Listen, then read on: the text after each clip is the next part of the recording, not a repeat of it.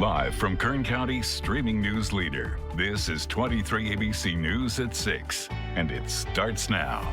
Governor Newsom tackling the homelessness issue head on, what he did and his plans to help combat the problem. Plus, how much do you need to be making in order to pay your rent? Take a look at the numbers straight ahead. And with students preparing to return to campus, we take a look at the safety protocols in place and the concerns that still linger. Well, good morning, and thanks for tuning to 23 ABC News at 6 on air and our streaming platforms. I'm Brenna Rose. I'm Mike Hart. Glad you're here. Let's bring in Chief Meteorologist Elena Rusk, who's rustling around back over there. What was happening? Hey, sorry. Was that your cord? Oh. My long cord. You're tethered. Right. My little box. We have her isn't anchored working. back there because she can't escape. She just can't escape this forecast. Keep me here. Stay in your weather quarter.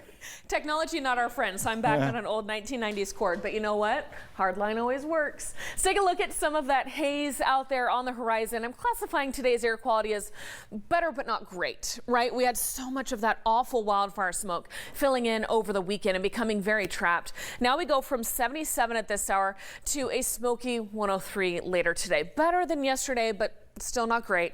Unhealthy for sensitive groups for another afternoon. But keep in mind, some of it is lingering smoke. A lot of it is smog out there. So a typical hazy August day for us. And then you see with that westerly flow, we were able to push out some of the smoke and it's filled back in. This afternoon, we push out some of the smoke and then you guessed it, it's going to fill right back in. As long as the fires are burning and putting that smoke out into the atmosphere, it remains trapped for much of Central California, though it will ebb and flow over the next couple days. What's interesting is heading into tomorrow, we're going to have this monsoonal moisture starting to push into the region. So not only is it hot and hazy out there, we'll see a little dip in temperatures with more cloud cover. We'll also feel more of a humid feeling though, so it's actually quite uncomfortable middle of the week. We'll talk about a chance of showers and thunderstorms for tomorrow coming up, but for us here in the valley, we're not going to see much action. Heading into the weekend, it gets a bit hotter by Sunday. Some of that monsoonal moisture is still into the area. By next Wednesday, oh, well, that is back to school day for the kiddos, and we could be dropping down closer to average by then.